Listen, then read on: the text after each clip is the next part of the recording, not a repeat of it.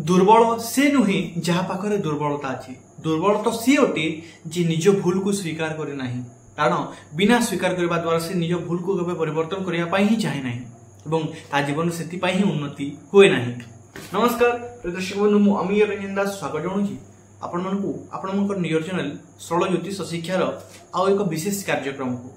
तो दर्शक बंधु यही कार्यक्रम एवं ए वीडियो धनु राशि जन्मजातक व्यक्ति मान बहुत रु बहुत खास कारण आप थंबनेल ही देखी सारी आपण कहीं जीवन सफलता पाई पारु नाहंती कहीं आपण जीवन एति दुख पाउछंती कहीं एते संघर्ष पर मध्य महान बनी पारु नाहंती कोटिपति बनी पारु नाहंती सफलता हासिल करि पारु नाहंती तार रहस्य ए वीडियो कहबे एवं धनु राशि व्यक्ति मान एपरी किसी रहस्य कहबी से रहस्य धनु राशि जन्मजातक व्यक्ति मान जानिबा नित्यांत जरूरी अटे एवं ता ऊपर जानिकी आपण जदि एही पांचटी काम करूछंती ना लेखिकी रखंतु कागज पेन धरिकी लेखिकी रखंतु राउंड बोलिकी रखंतु 101% आपण सफल बनिबे ही बनिबे आपण महान बनिबे ही बनिबे आपण कोटिपति धनी बनिबे ही बनिबे केही दुनिया रे कोनसी शक्ति आपण को अटकाई परिबो नाही। प्रदर्शक बंधु चलते बिना विलंब कर वीडियो आरंभ करबा तापर करूची बिना खर्च रे टंकाटी भी आपण को ठारो नेबिनी बिना खर्च रे गोटे लाइक करंतु सब्सक्राइब करंतु चैनल को एपरी उचित ज्ञान उचित मार्गदर्शन पाइबा पाई तासह कमेंट बॉक्स रे हृदय बड़ अच्छी जाग ना हृदय खोलिकी लिखि दिंतु राधे राधे। चलो तो वीडियो को आरंभ करबा।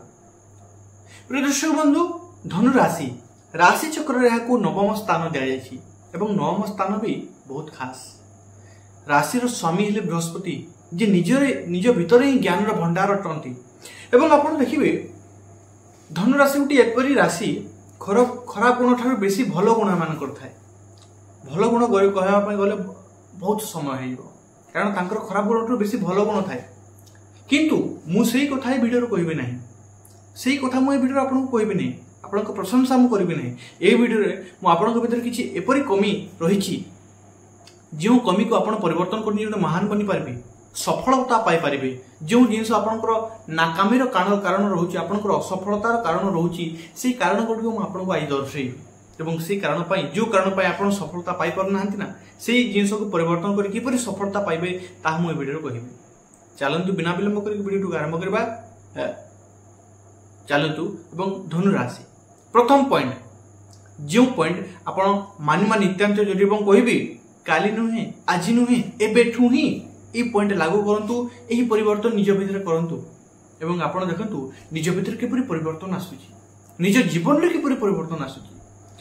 आपण जानिसंती धनु राशि अनेक भल गुण अनेक शुभ गुणर अधिकारी होइतबा सत्त्वे भी तांको भीतर इनपेशेंस देखा जाए पेशेंस रे कमी धैर्य शक्ति रे कमी देखा जाए एवं धनु राशि रे जन्मजातक व्यक्ति माने आपण अस्वीकार करि परिबे नाही कारण आपण धनु राशि रे ही जन्म ग्रहण करछंती एवं आपण जदि निजको चिन्हिछंती ना आपण केबे अस्वीकार करि परिबे नाही जे आपण के भीतर अछि कारण स्वीकार करंतु स्वीकार न करिवा पर्यंत आपण निज भीतर परिवर्तन आनि परिबे नाही स्वीकार करंतु एवं तापको परिवर्तन करिवा पछर लागंतु आपणकर जो इनफेशंस रो रहिछि ना आपण के भीतर जो कमी रहिछि ना से कमी पई आपण असफल रहउचंती इनपेशेंस पेशेंस रखंतु कौन सी जिनस शीघ्र हो जाए सब जिनस को सब काम को पेशेंस रखिकी करबा को पड़े एवं प्रिय दर्शक बंधु कहबी ए पॉइंट पाई आपण जीवन असफल रहि जाउछन्ती। द्वितीय पॉइंट जो पॉइंट मु कहबी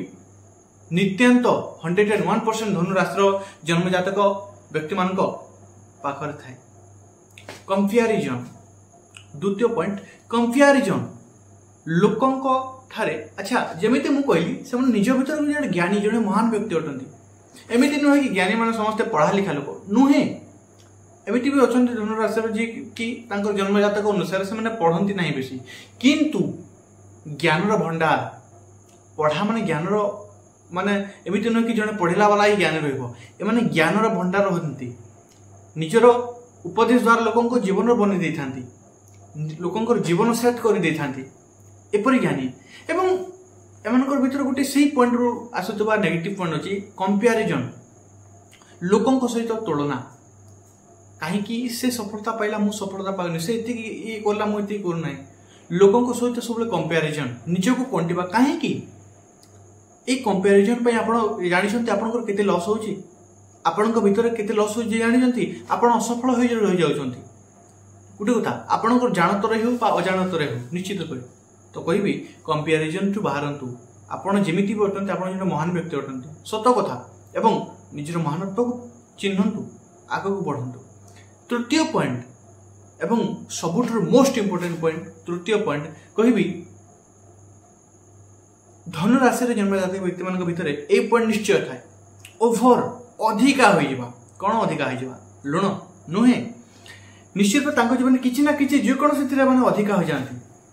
ବେଲେ ବେଲେ କହିବା ବେଲେ ଅଧିକ କହିଦିଅନ୍ତି, ଚିନ୍ତା କଲା ବେଲେ କେତେକ ଧନୁରାଶିର ସମସ୍ତଙ୍କ ପାଖରେ ସବୁ ଗୁଣ ପ୍ରଥମତଃ ଥାଏ ନାହିଁ। କେତେକ ଲୋକଙ୍କ ପାଖରେ ଭାବିଲା ବେଲେ ଅଧିକ ଓଭର ଥିଙ୍କିଂ କରିନିଅନ୍ତି, ଅଧିକ ଚିନ୍ତା, ଯେତିକି କାମ ନାହିଁ ତାଠୁ ଅଧିକ ଚିନ୍ତା କରି ଚାଲିବେ। କେତେକ ଧନୁରାଶିର ଜନ୍ମଜାତକ ବ୍ୟକ୍ତିମାନେ କହିବା ବେଲେ ଅଧିକ କହିଦେବେ, ଯେତିକି ଦରକାର ନଥିବା ସାମ୍ନାବାଲାକୁ ଯଦି ଆପଣଙ୍କର ଜ୍ଞାନର ଆବଶ୍ୟକତା ନାହିଁ ତାକୁ ଯଦି ଆପଣ ଜ୍ଞାନ ଦେବେ ସେଇ ଜ୍ଞାନର ମୂଲ୍ୟ ରହେ ନାହିଁ, ଏବଂ ସେ ଆପଣଙ୍କର ଜ୍ଞାନର ଯଦି ମୂଲ୍ୟ ରଖିଲାନି ତେବେ ଆପଣଙ୍କର ବି ମୂଲ୍ୟ ରଖିବ ନାହିଁ। କହିଲା ବେଲେ ବେଲେ ବେଲେ ଅଧିକ କହିଦେବା, ସମ୍ପର୍କ ଠାରେ ବେଲେ ବେଲେ ଅଧିକ ଇଏ କରିବା, ସେ ଜିନିଷ ପାଇଁ ଆପଣଙ୍କର କମଜୋର ହେଇଯାଉଛନ୍ତି, ଆପଣଙ୍କ ଭିତରେ ଅସଫଳତାର ଦେଖାଯାଉଛି ଗୁଣ। ଗୋଟେ କଥା କହିବି ସେଇ ପଏଣ୍ଟ ପାଇଁ ଏଇ ଜିନିଷ ପରିବର୍ତ୍ତନ କରନ୍ତୁ। ଜୀବନ ଯଦି ସଫଳ ବନିବାର ଅଛି, କୋଟିପତି ବନିବାର ଅଛି, ଜୀବନ ଯଦି ଧନୀ ବନିବାର ଅଛି, ସଫଳ ବ୍ୟକ୍ତି ମହାନ ବ୍ୟକ୍ତି ବନିବାର ଅଛି, ଏଇ ଜିନିଷ ପରିବର୍ତ୍ତନ କରନ୍ତୁ। ଚତୁର୍ଥ ଏବଂ ଗୋଟେ ମହାନ ପଏଣ୍ଟ, ଯେଉଁ ଜାଗାରେ ସମୟ ଦେବା କଥା ଏହା ଆପଣ ବି ଜାଣିଛନ୍ତି, ଏହି ଜିନିଷ ଆପଣଙ୍କ ଭିତରେ ଅଛି ଏବଂ ଆପଣ ଫିଲ୍ ବି କରିଛନ୍ତି। କ'ଣ ଆପଣ ବି ଜାଣିଛନ୍ତି ଆପଣଙ୍କୁ ଯେଉଁ ଜାଗାରେ ସମୟ ଦେବା କଥା ସେଇ ଜାଗାରେ ଆପଣ ସମୟ ଦେଇପାରନ୍ତି ନାହିଁ। এই ଜିନିଷ ଥାଏ, ଆପଣ ଅସ୍ୱୀକାର କରିପାରିବେ ନାହିଁ। କାରଣ ଧନୁ ରାଶି ହିଁ ସେମିତି, ନିଜର ଲକ୍ଷ୍ୟ ଗୋଟିଏ ଜିନିଷ ଥିବ, ସେ ଭାବିବି ଥିବ, ଆପଣ ଭାବିବି ଥିବେ ମୋ ଏଇ ଲକ୍ଷ୍ୟ ପାଇଁ ମୁଁ ଏତିକି ସମୟ ଦେବି, କିନ୍ତୁ ଆପଣ ସେତିକି ସମୟ ଦେଇପାରିବେ ନାହିଁ, ଦେଇପାରନ୍ତି ନାହିଁ, ଏବଂ ସେଇ ଜିନିଷ ମୁଖ୍ୟ ଜିନିଷ ଆପଣଙ୍କର ନାକାମୀ ବା ଅସଫଳତାର, ଏବଂ ଏଇ ଜିନିଷ ପାଇଁ ଆପଣ ଆପଣଙ୍କ ଜୀବନ ଅସଫଳ ରହିଯାଉଛନ୍ତି। ଯେତିକି ସଂଘର୍ଷ କଲେ ବି ଅସଫଳତା ମିଳୁଛି ଆପଣଙ୍କୁ। ପ୍ରିୟ ଦର୍ଶକ ବନ୍ଧୁ, ପଞ୍ଚମ ଏବଂ ଶେଷ ପଏଣ୍ଟ ଏବଂ ସବୁଠାରୁ ପାୱାରଫୁଲ ପଏଣ୍ଟ କ'ଣ? ଧନୁ ରାଶି ଆପଣ ବି ଜାଣିଛନ୍ତି, ଏବଂ ଗୋଟେ ପଜିଟିଭ ସେନ୍ସରେ ଆମେ ଦେଖିବା ତାହା ଭଲ ବି।